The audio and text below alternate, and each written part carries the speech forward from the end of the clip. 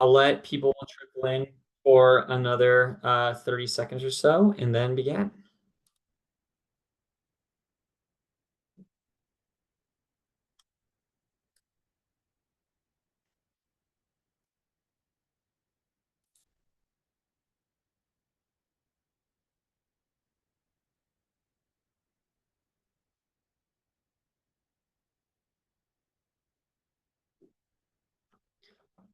All right. Thank you all for joining today. Excited to have a little Q&A during these office hours. I'll start by telling you a little bit about myself and how I got into coaching, and then talk about some of the areas where I kind of offer differentiated support in my work with clients, and then open things up to questions, and want to make this time as highly leveraged and beneficial for y'all as possible. I appreciate all those that can come off camera. I mean, come onto the camera so I can see you and I'm not just talking out into the void. I think that makes the quality of these sessions much, much better. So appreciate all those that are able to come off camera. So I'll tell you all a little bit about myself. My name is Mario. I'm from Southern California, Los Angeles to be specific. I grew up as the only child to two public school educators. And so from a very early age, kind of this emphasis on education and the importance of youth development. That's what we kind of talked about around the dinner table. And so when I went off to college, of course, I wanted to do something as dramatically different as possible. And so I did finance and operations at the Wharton School. Got an undergraduate business degree and did internships in both banking at Credit Suisse and consulting at Bain. Ultimately decided that consulting was the better path for me, and I can talk more about that if people want later on. But I've spent the better part of 6 years in Bain's New York office, focusing mostly on private equity due diligences and support center transformations. During that time, I took advantage of their various leave policies. So I'd spent 6 months working at the National Football League, which was super cool.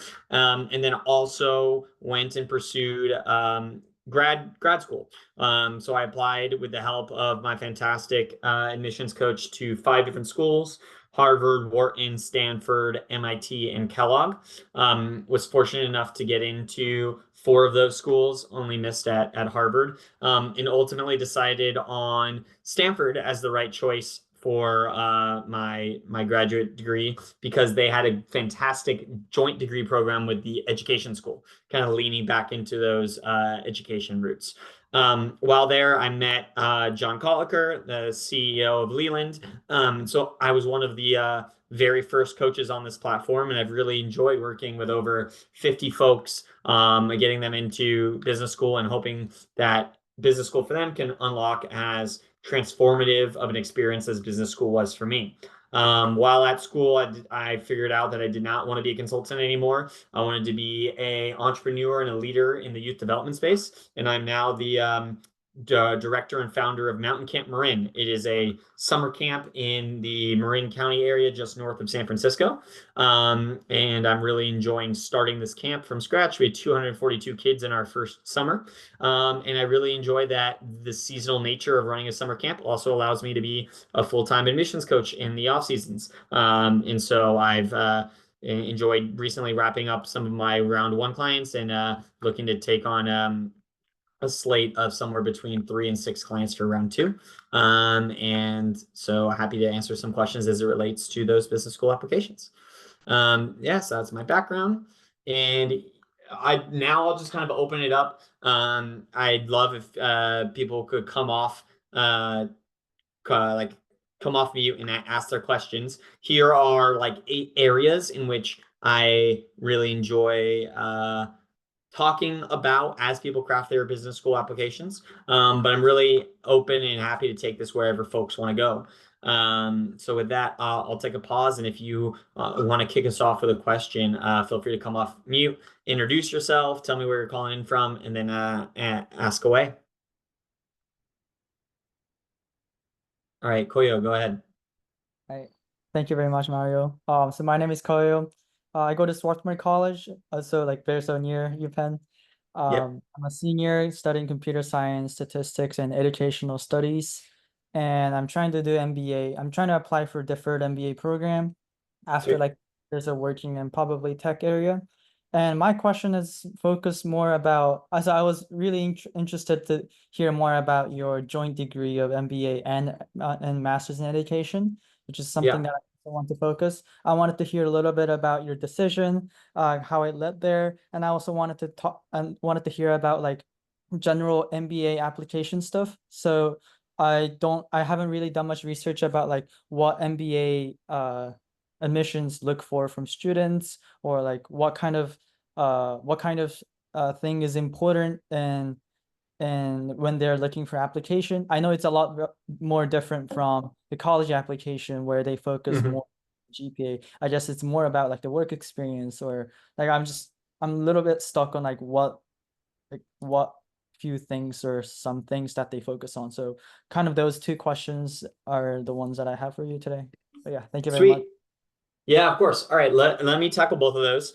I'm going to do them in reverse order because I think your second one is a bit more broad. And from what I gather is you just want me to like elaborate a little bit on the business school admissions process. And so that's what I'll do.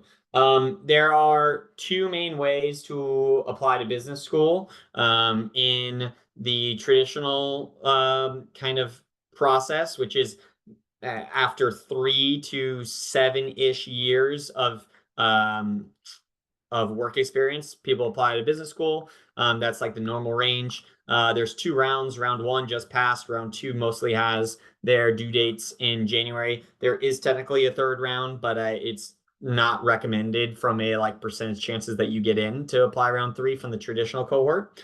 Koyo, it sounds like you would be in the deferred applicant cohort. Those due dates range across the year, but most of them are in the April area.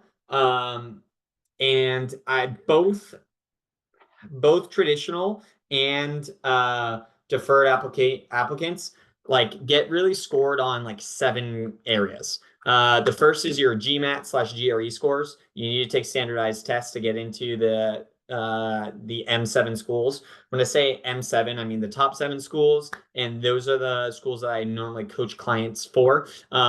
That's not to say that there's not other great programs out there, and some of those you don't even need a test for. But the vast majority of the clients I work with are targeting M7 schools. So my answers today will be kind of focused on that regard. So the first is GMAT, GRE scores, your work experience, your undergraduate GPA. Those are like your 3 like stats that are pretty objective and like and not as much up to interpretation as some of these other components. And so I would crush those as you can. Work experience, having good brand name, firms on your resume. And if you don't have that, like being able to articulate well what impact you've had on your firms or the firm singular place, depending on your situation you've worked at.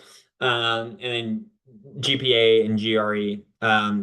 GPA you probably can't control at all. Most of you now. GMAT, GRE you might still control. I think scoring in the GMAT and GRE is very much something that like you can just apply more force towards. Like if you study longer, study more, you can get a higher score. And everything else that I'm about to say is more subjective in the eyes of the AdCom. And so with that in mind, I always say like control what you can control and just crush the GMAT GRE. So those are the first three things. GRE slash GMAT, work experience, and then GPA. The next like 2 things are your letters of recommendation, getting great people to like talk about your successes and your impact on them. Uh, and then the next would be your goals. A lot of times this comes up in either a like goal specific question within their essays or in the short response. But what's most important here is having a like targeted view of how you want to impact your ecosystem, what changes you want to make in either the world or in your country or in your company, and then how an MBA fits into that. Um, and I could talk more about MBA goals later. I think that's the place where I have like a lot of passion. So excited to chat more about that in a bit. Your extracurricular involvement, what have you done and and how have you kind of impacted your systems outside the workplace? And then lastly, interview. These schools will invite folks that have strong applications, the opportunity to interview, and then you crush the interview and you get application acceptances. So that is the overall, like, I guess, backdrop of what business school applications look like. Before I get into those questions about the dual degree program I did, any follow-up questions from either Koyo or other people in the audience about my overview of the application process?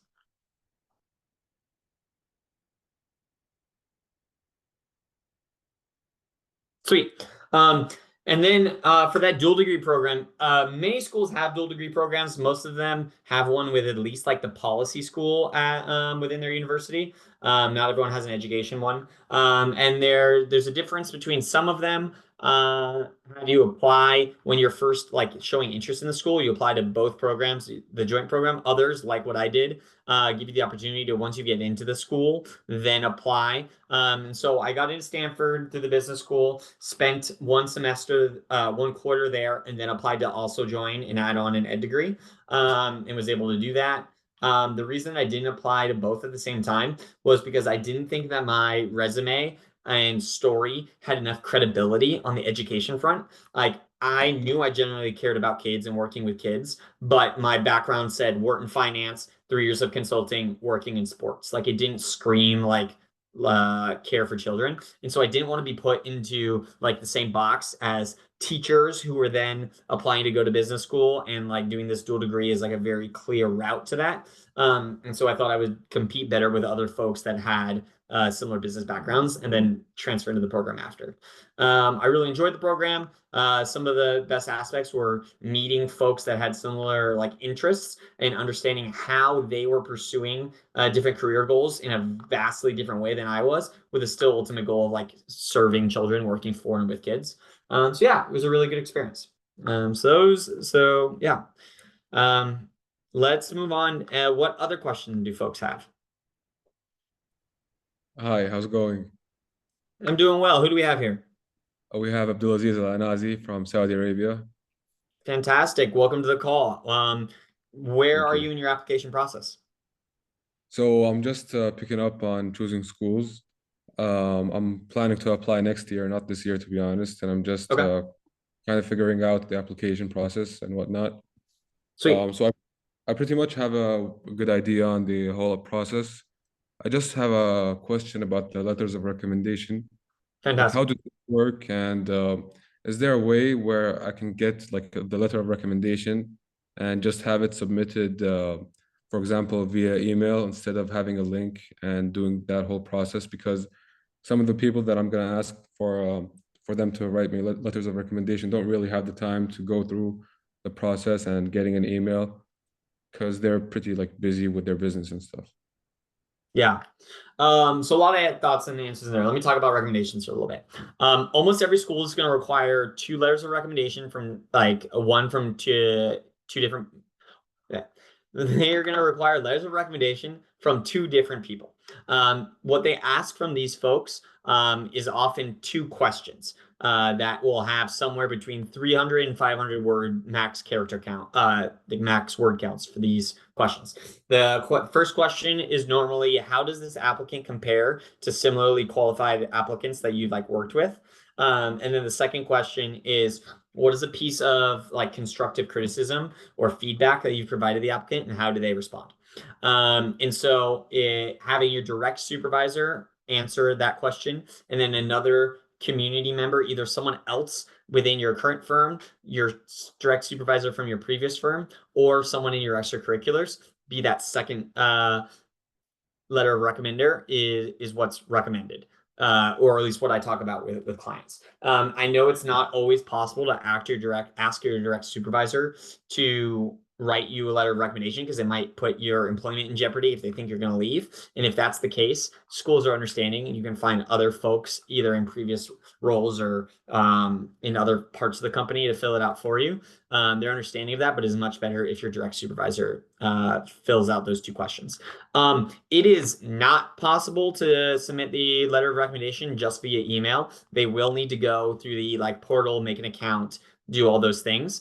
And as you think about who you're choosing to write your letter of recommendation, it should really be someone that has seen how you work in a variety of manners and can write super tactically about the specific actions you've taken. And so that's kind of like inherently someone that's not so senior as to like not have any time to do things for you. It's probably someone that's only like 1 or 2 rungs above you in whatever organization you're a part of.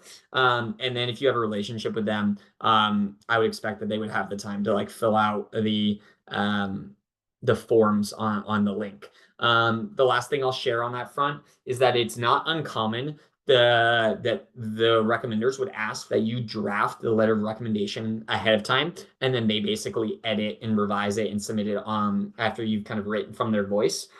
Super common and something that I like coach clients through often. And maybe that's a way to reduce the ask on busy recommenders, but they won't be able to just email stanfordadmissions@stanford.edu. Was that responsive? Yeah, thank you very much. Of course, happy to. I have a follow-up question if you don't mind. I don't mind. Keep going.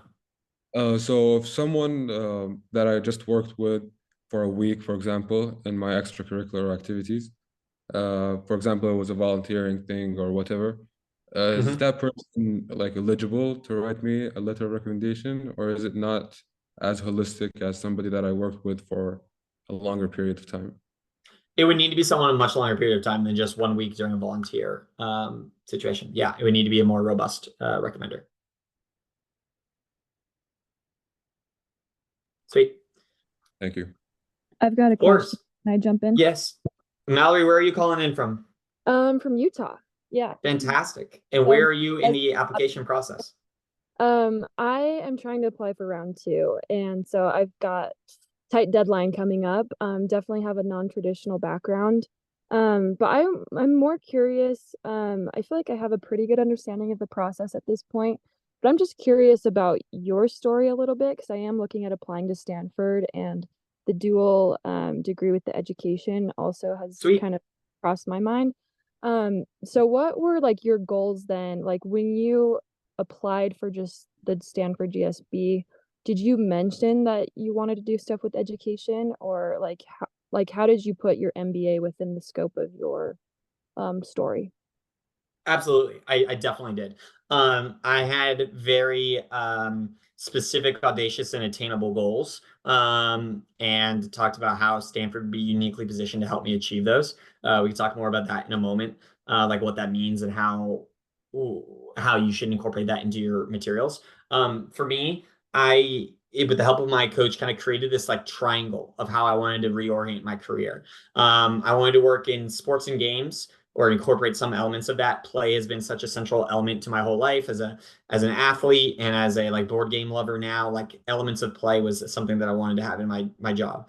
Youth development, working for or with kids, centering them as like kind of the impact of my actions was another core element that I wanted to bring in. And the last part of this triangle was business, doing it in a for-profit manner, using the skills that I had built at Wharton, the skills that I had built at Bain, the skills that I would have built at, insert any school.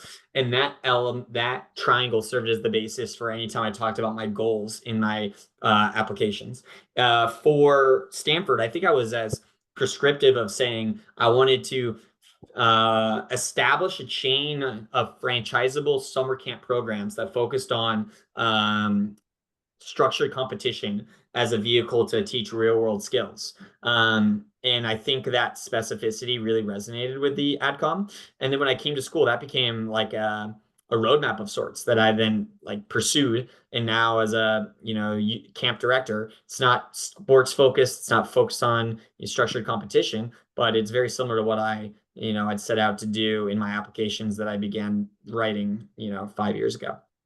Yeah. Was that responsive, Mallory? Yeah, that's very helpful. How did you go about like deciding that Stanford would be the best place to help you with that? Did you like network and that kind of thing, or what was your best approach to figuring that out? Not, I mean, Stanford was one of the, I was deciding between Stanford and Harvard on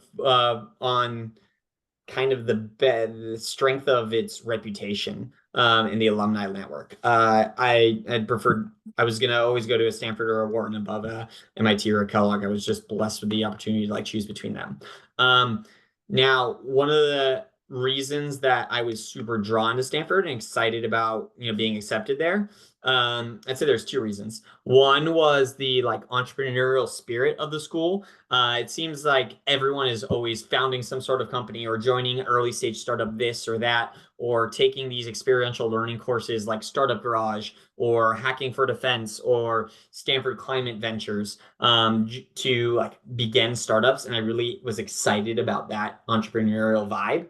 And then second, Stanford has this huge emphasis on reflection and inner and intrapersonal dynamics, and what it means to be a very reflective and insightful leader, with this huge culture of giving constructive and positive feedback in all the time in the moment.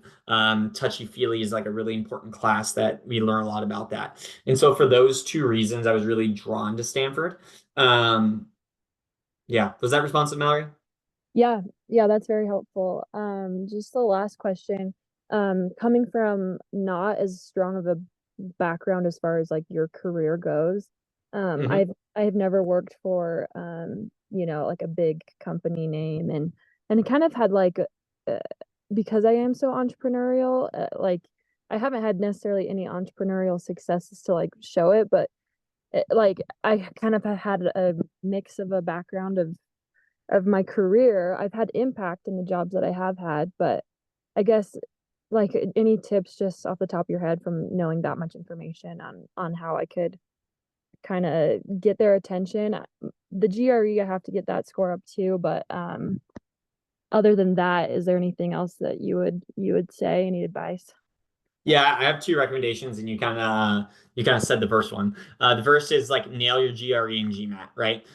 If you think about work experience as a proxy for how you will show up in the classroom, that's a really important thing that the AdCom considers, right? If they look at someone who is in investment banking, they're like, all right, this person has kind of the work ethic to go and do all of the like readings ahead of time. They're probably not afraid to speak up in meetings and can thus contribute to the classroom, blah, blah, blah. They can make up a story about why X person from this job is going to be a strong contributor in the classroom.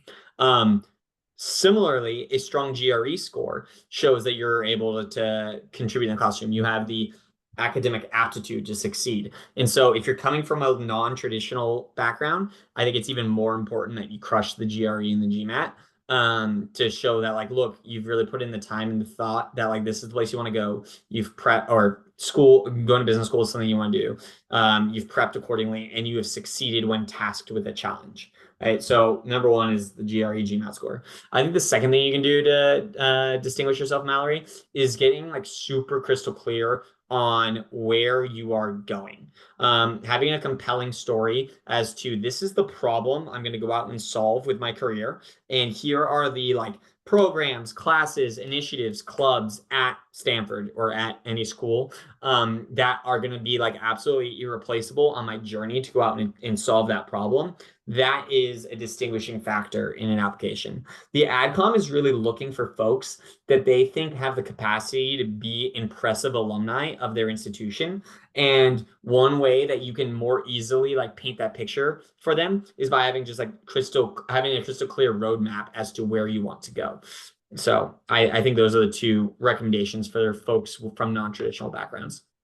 Thank you so much. This was so helpful. Of course. Yeah, and happy to talk about any of this more deeply at a later time. Yeah, happy to take on more clients and talk to you about that, Mallory. Thank you. Cool. What's the next question from folks? You can also throw it in the chat if that's easier. I actually had a quick question. For sure. Hit me. Where, how do you pronounce your name and where are you coming from? Yeah, it's pronounced Maytree, and I'm a student at Georgia Tech, so I'm in Atlanta right now. Fantastic. And where are you in your application process, Mitri? Yeah, so I'm a deferred candidate, so candidly, I'm studying for the GMAT is where I Sweet. am. But All right. my question for you was generally with deferred candidates, we might have less clarity on our long-term goals. So how do you work with / what advice do you have for those applicants on creating those short-term and long-term goals, as well as weaving them into the storyline?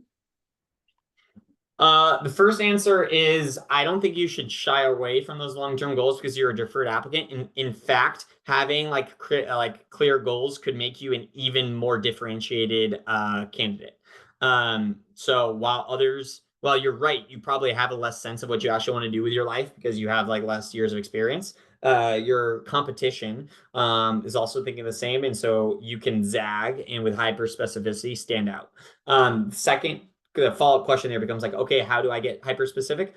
I think you can bluff, right? I think they're not going to check in with you like 2 years later and be like, all right, how far along are you on achieving the solution of whatever problem you had? You're allowed to like switch your clear, consequential, and specific goal. And so I would start writing with this like goal in mind. And then if it starts feeling inauthentic to you or something like you don't want to do, then you can change it. They'll never know what type of thoughts you had in the creation process. They'll just see it like an end result. And they also like don't follow up afterwards. So you're not like signing your life away. I will say they definitely can understand if you're like fibbing or trying to say something that you think they want to hear. But my recommendation is to always like lean into specificity versus not, even if you don't fully believe it yourself. In this related point, I think one of the worst things applicants can do is talk about how they can't wait to explore during business school. While yes, that's a great reason to go to business school, that is not why you want to go there, right? But in the eyes of the admissions committee, you should be saying, I have this specific mission and here is how this school is going to help me get to it. And then once you get there, if you want to explore and figure things out, that's great. But don't tell them about how you want to go and explore. Was that helpful, Matri? Yes, that was so helpful. Thank you so much. Of course. Any follow-ups either on that topic or on other topics?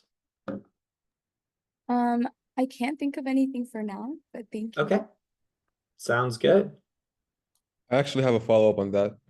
Yeah, let me hear it. So, yeah, so do you guys as consultants help us craft that part of our application?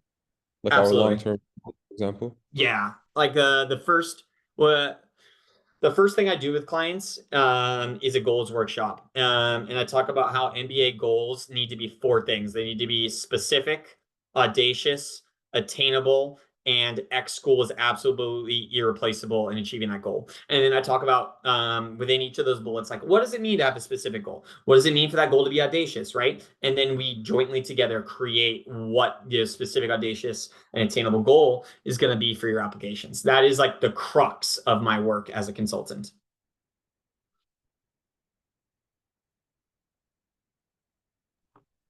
Thank you. Of course. Yeah. All right. Would it be actually what I'm going to do is also like talk about the 3 kind of places I go deepest when I do my coaching in order to like maybe either spark other questions in here or just give this group a sense of what working with a Leland coach looks like. So there are 3 areas, and I say similar things on each of my intro calls. But there's 3 areas where I kind of offer differentiated support as a coach. The first is story creation. The second is essay editing. And the third is project management. So let's start on the first, story creation. Before we put even pen to paper on a first essay draft, we're going to do 5 story creation exercises together. That's across an intake form, a brag sheet, an exercise about when have you been at your key, like when have you been at your best, an exercise on what are like the key decisions you've made in your life and why have you made them, and then a visualization exercise that drives right into our MBA goal workshop that I mentioned beforehand. Getting all these different elements of your potential story out on paper is super important, so then we can tie together consistent themes, find the motivations on different aspects of your application in which you're spiky, and then go from there into crafting essays and crafting your story. Am I sharing my screen right now? I'm gonna unshare my screen so I can be big again. Give me a second. There's nothing super important left in the slide deck anyway, or at least I'll go through it at the end. Okay, so that was number one, where I go deepest, story creation. Second is essay editing. This is when I like roll up my sleeves and get directly into the Google Docs with a client, right? I'm gonna go, every time you send me a draft, I'm gonna read through it 3 times. I'm gonna read through it once and leave comments, my initial impressions. I'm gonna go through it a second time and leave line by line feedback in the document, right? I'm gonna add a comment and say like, hey, this sentence doesn't support your thesis, or I want you to swap out this story, instead bring in this other thing from the brag sheet that I know exists there, or I think you need to condense this paragraph considerably, only include sentences 2 and 3. I'm going to get like really deeply inside the essay and like, question, do we need to make this point? Why are we making this point? Like blah, blah, blah. And so I found that clients like really appreciate that level of like tactical support. So that's the second. First was story creation. Second was essay editing. The third is project management. And in this realm, I've worn multiple hats, right? I've done hourly coaching where I'm kind of a fly on the wall and I'll submarine in and like help an hour here, an hour there on whether you want interview prep or you want me to do the goals workshop with you, or perhaps you want me to react to a first draft. That's on one side. The other side, and this is where I've actually seen greater results with clients, is in my comprehensive package. And that's where we will jointly define a work plan, and then I'll be an invested coach holding you accountable to like achieving the different deadlines on that work plan. So I'll be texting you, hey, it's Monday. We said we were gonna have the second draft of Kellogg. Where is that now? Right? And like really walking you through every process of both essay writing, letter of recommendation prepping, resume creation, short answer responses, all of that. So those are the 3 areas that I, as a coach, kind of like go deepest: story creation, essay editing, and project management. And I think other coaches also do those things and might have other areas where they like also have areas that they really support. But if you think about what type of value a coach is going to bring, that's an example. Can I get like a thumbs up, thumbs down? Was that helpful? Was that additive to people's experiences, hearing like where a coach helps? That was fantastic. Great. Okay, let me look. I see some questions in the chat, so I'm going to answer these. If someone has a bachelor's degree in education with no business work experience, can he still be applied for an MBA program at Stanford? Yes, absolutely. Yep, straightforward answer. Yes, you can apply even without a traditional background. All right, I have a question here about advice for a late 30s person looking to pivot careers with a full-time MBA program. I think that's going to be difficult, not impossible, but difficult. Well, I think M7 schools tend to be a little bit more particular on the age range and work experience range that they're looking for. And so looking like beyond M7, down to like McCombs and Anderson and Marshall, you might have a better chance there. Additionally, I would look into more executive MBA programs such as MSX at Stanford. They tend to take older folks, and that's that's a well-trodden path. All right, and then I have one last question. Let me read it real quick.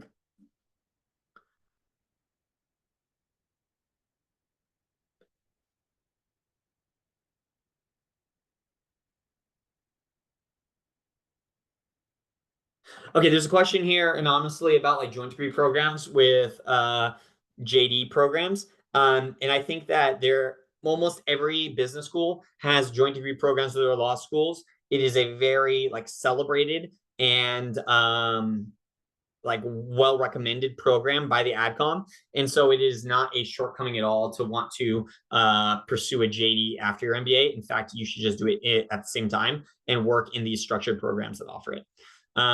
Okay, those were the questions I have in the chat. I'm going to open it up again. Any live questions? We've got another 9 minutes on this, so happy to answer some questions.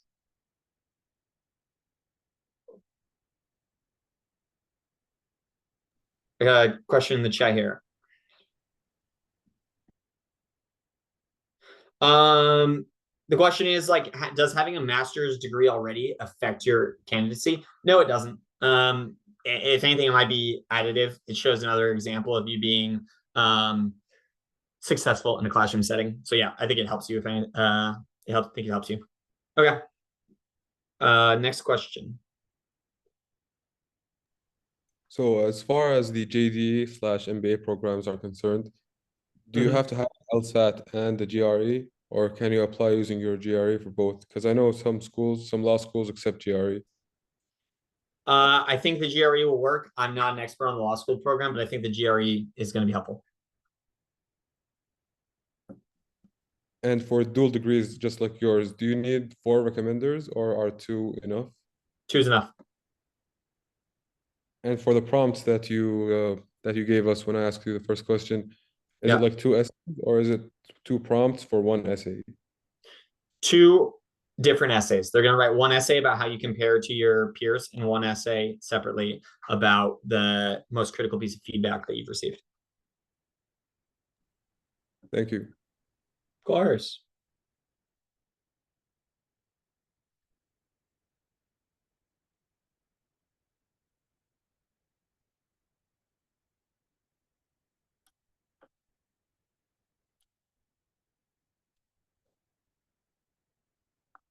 Any other questions?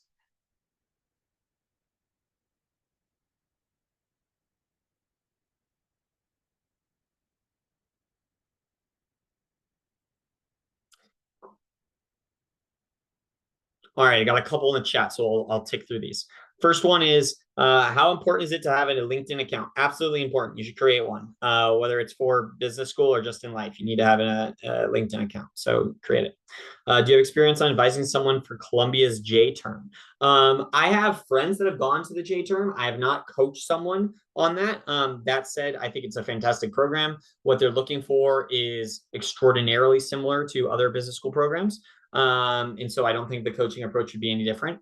I love the J term concept, especially if you already have like a strong sense of where you want to like direct your career. Having an expedited MBA experience really bodes well, I think. All right, and then can I talk a little bit about chances of getting a fully funded MBA scholarship at Stanford or Harvard? I don't think they give out many of those. I do believe that both Harvard and Stanford have like very strong need-based financial aid. And so if you require significant financial aid to attend these schools, then I imagine the cost is going to be much lower. But I don't believe they hand out very many full ride programs. I would look into Stanford, the Knight Hennessy program.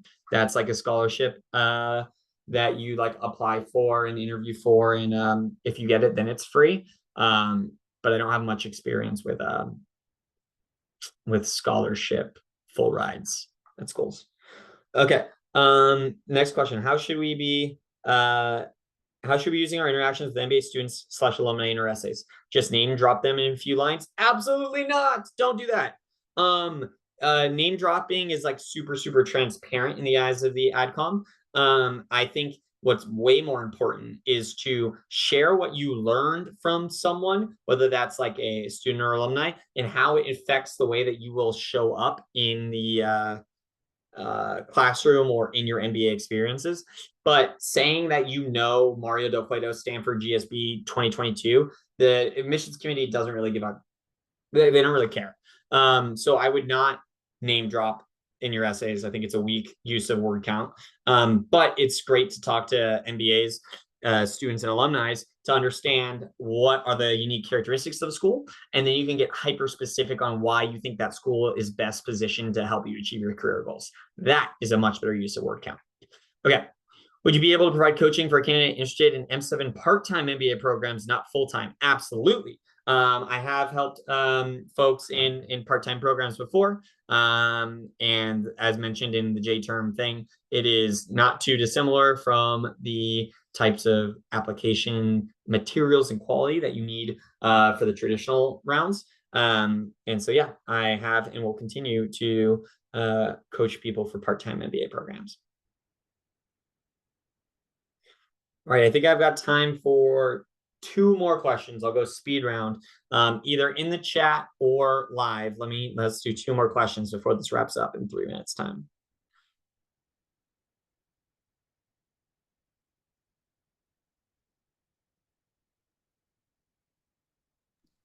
I have a question. All right. Yeah, why don't you go and then I'll do 1 in the chat and then that'll be it. All right. So how much do the applications differ from one school to another? Do they like significantly differ, or are they pretty similar? Significantly different. There's not like a common application like in American colleges. Each school is going to have their own unique essays. For example, like Stanford asks what matters to you most and why, and no other school asks that question. So yeah, you got to spend significant time adapting each application to each school. And then the last question here is, if someone is just starting out in career in a particular field, would an MBA be suited for that person? I'm trying to understand this question. I guess it's asking like if you're like very young in your career. Business schools normally look for a 3 to 7 year work experience window. It's rare that they accept someone straight out of like college, but it's totally common to like work in one industry, change jobs, spend 1 job in that like 1 year in that new industry, and then apply to business school. So it's not necessarily like depth of work experience in one particular field. You can be new to that field, but you can't be new to the workforce because they want to have confidence that you can draw upon your like work experiences and contribute to the classroom. So that's a response to that question there. Okay, fantastic. Well, it was very great to chat with all of you. I do hope there were some like helpful nuggets throughout this. And I encourage anyone that wants to chat with me more to find my profile on LinkedIn, not on LinkedIn, I'm sorry, on whatever it's called, on Leland. I am going to share my screen with that now. Here is the like QR code to book one-on-one time with me. There I highlighted a package, my comprehensive round 2 applications. And for those that joined this webinar, I have a little coupon code for $100 off a booking of time with me. I'm happy to dive into elements of this discussion deeper with any of you. I think especially that MBA goals workshop is one of the things that I spend the most time on, and I think folks, especially early on in their application process, could benefit from. But yeah, that is everything, and thank you so much for joining.